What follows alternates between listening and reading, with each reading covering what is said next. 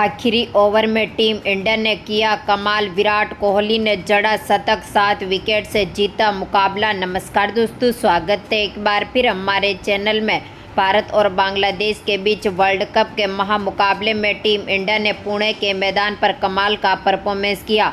7 wicket से बांग्लादेश की team को हराकर इतिहास रच दिया। तो दोस्तों, इस वीडियो में हम आपको बताएंगे इस मुकाबले का पूरा हाईलाइट। आखिरकार किस तरह से विराट कोहली ने इस मुकाबले में अपना शतक जड़ा, इसके साथ ही किस तरह से बांग्लादेश की टीम को 7 विकेट से हराया। इस मुकाबले का पूरा हाईलाइट जानने के लिए बने रहे इस वीडियो के आखिर तक। और साथ ही अगर आपने अभी तक हमारे इस चैनल को सब्सक्राइब नहीं किया है तो क्रिकेट से जुड़ी हर एक लेटेस्ट अपडेट के लिए चैनल को सब्सक्राइब करके बेल आइकन जरूर दबा लें।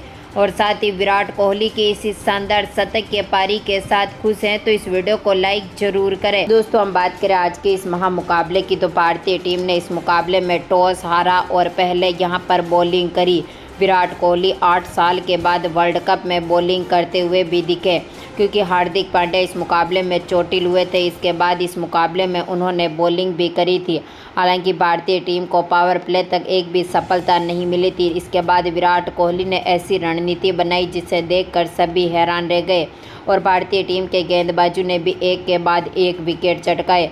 हालांकि पहले ओवर की पहली गेंद जो कि सिराज डालने आए थे, तजदीद हसन ने दमदार परफॉर्मेंस किया। इनकी गेंद पर शानदार आउटसाइड ऑफ की तरफ चौका जड़ा। इसके बाद 5वें ओवर की दूसरी गेंद, इसके बाद चौथी गेंद पर लिटिन दास ने बेहतरीन शॉट खेले और चौके भी जड़े।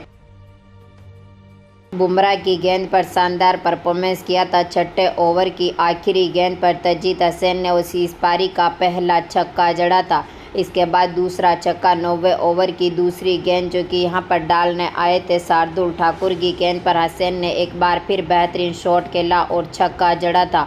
इसके बाद 9वें ओवर की चौथी गेंद पर एक बार फिर हसन ने बेहतरीन शॉट खेला, आउटसाइड ऑफ की तरफ गेंद को भेजते हुए बेहतरीन छक्का जड़ा।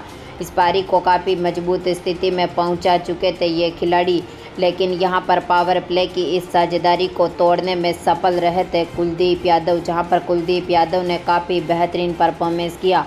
दमदार फॉर्म में चल रहे थे इस मुकाबले में तजदीद हसन को इन्होंने LBW कर दिया। इन्होंने इस मुकाबले में अपनी 50 भी जमा ली थी। 43 गेंदों पर ही 51 रन बना लिए थे, लेकिन कुलदीप यादव ने शानदार ब्रेक थ्रोट फेंका और भारतीय टीम को यहां पर एक बड़ी सफलता मिली। टीम इंडिया की इसी शानदार सफलता के बाद भारतीय टीम ने वापसी करी। इसके बाद 19वें ओवर की आखिरी गेंद पर जडेजा ने भी सांतो को LBW कर दिया। सांतो इस मुकाबले में 17 गेंदों पर 8 रन ही बना सके थे और इनको भी पेवेलियन की राह देखनी पड़ी। 24वें ओवर की पहली गेंद पर भारतीय टीम को तीसरी बड़ी सफलता मिली। हालांकि भारतीय टीम काफ़ी बेहतरीन फॉर्म में उतर चुकी थी, खास करके विराट कोहली की रणनीति की वजह से, जहां पर विराट कोहली ने इन खिलाड़ियों को गेंदबाजी की सही राह दिखाई और यहां पर दमदार परफॉर्मेंस करते हुए सिराज ने मेहदी हसन मिराज को कैच आउट करा दिया KL राहुल के हाथों से। विकेट कीपर बल्लेबाज KL राहुल ने शानदार कीपिंग के साथ ही इन्होंने ये बेहतरीन कैच पकड़ते हुए सिराज को इस ओवर की पहली सफलता दिला दी। बांग्लादेश की टीम जहां पर 27 ओवर तक अपने 3 विकेट खो चुकी थी, स्कोर भी ज़्यादा नहीं बन सका था, यानी कि 136 रनों तक पहुंची थी। इसके बाद भारतीय टीम ने एक बार फिर दमदार परफॉर्मेंस किया। हालांकि इस मुकाबले में लिटिन दास ओपनर बल्लेबाज काफ़ी बेहतरीन फॉर्म में थे। टीम इंडिया को इनका विकेट लेना बेहद जरूरी था। विराट कोहली की ऐसी रणनीति को देखकर पूरा देश भी हैरान रह गया। इसके बाद 27वां ओवर डाला जडेजा ने और कमाल का परफॉर्मेंस करते हुए लिटिन दास को सुमन गिल के हाथों से बेहतरीन तरीके से कैच आउट करा दिया और इनका एक बड़ा विकेट गिरा जो 82 गेंदों पर 67 रन बनाकर पेवेलियन लौटे। विराट कोहली की रणनीति से भारतीय टीम को एक के बाद एक बड़ी सफलता मिली। इसके बाद 37वें ओवर की दूसरी गेंद में गेंदबाजी करने आए थे भारतीय टीम की तरफ से शार्दुल ठाकुर ने तौहीदी हरदे का बेहतरीन कैच आउट कराया सुमन गिल के हाथों से और ये भी 35 गेंदों पर 16 रन बनाकर चलते बने।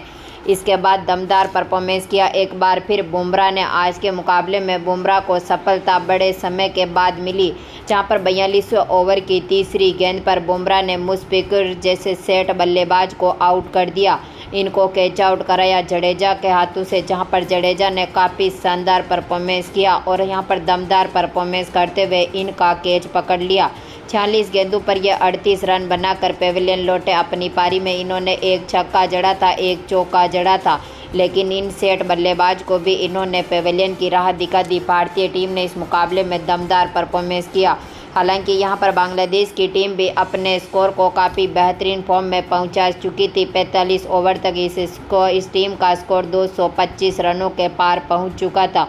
इसके बावजूद भी भारतीय टीम ने दमदार परफॉर्मेंस करते हुए इस मुकाबले में इतिहास रचते हुए यहां पर बांग्लादेश की टीम के एक के बाद एक विकेट गिराए, जहां पर बांग्लादेश की टीम 50 ओवर में अपने 8 विकेट खोकर 256 रन बनाने में कामयाब हुई। यानी कि यहां पर 257 रनों का टारगेट अब टीम इंडिया के सामने था।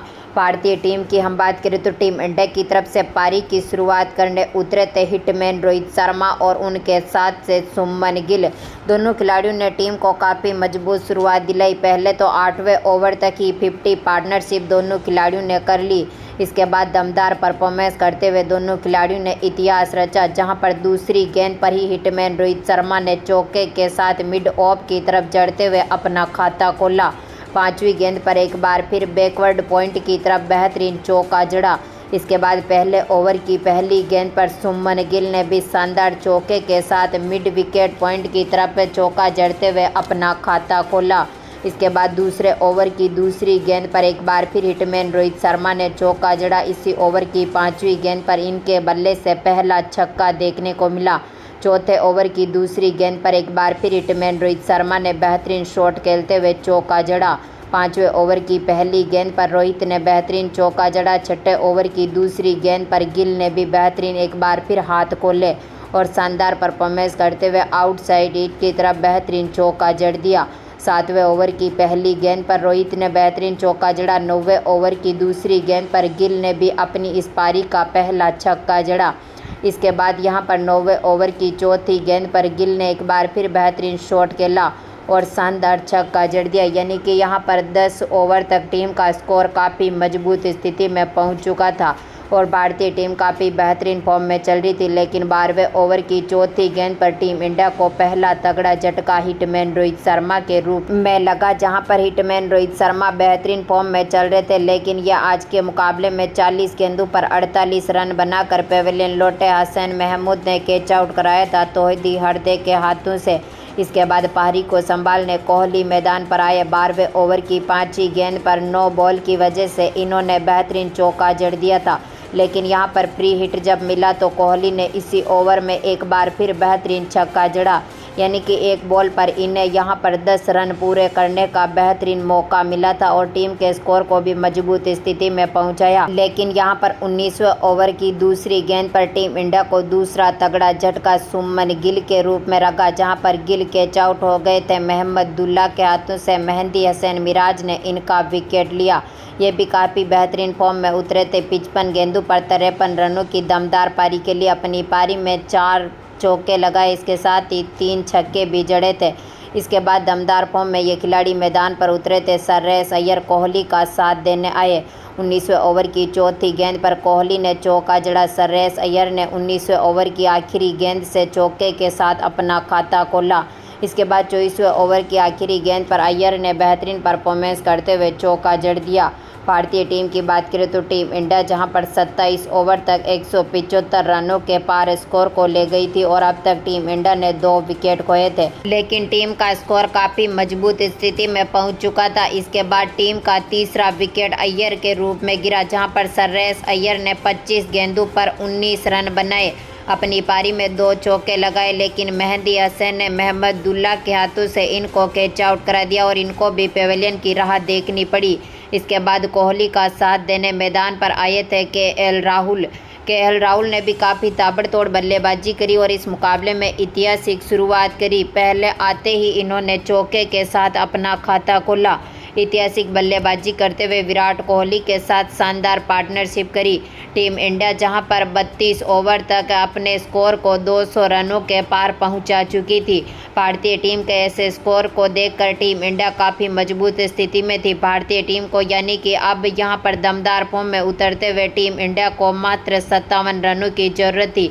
यानी कि एक 50 पार्टनरशिप दोनों खिलाड़ियों के बीच हुई और टीम इंडिया ने इस मुकाबले में इतिहास रचते हुए इस मुकाबले को अपने नाम पर कर लिया और भारतीय टीम इसी जीत के साथ अब पॉइंट्स टेबल में भी टॉप पर पहुंच चुकी है। और टीम इंडिया का इसी तरह का कमाल का परफॉर्मेंस होते हुए भारतीय टीम ने लगातार चौथा मुकाबला जीत लिया।